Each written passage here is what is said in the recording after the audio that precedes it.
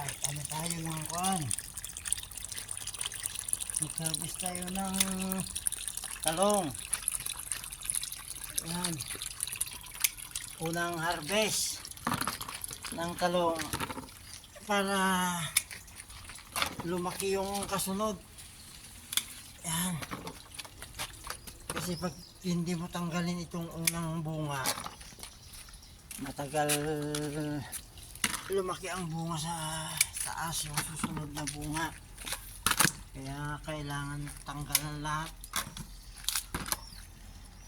Ayan.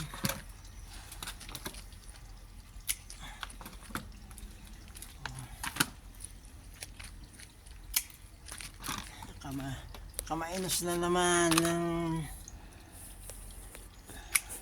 pambili ng talong. Meron din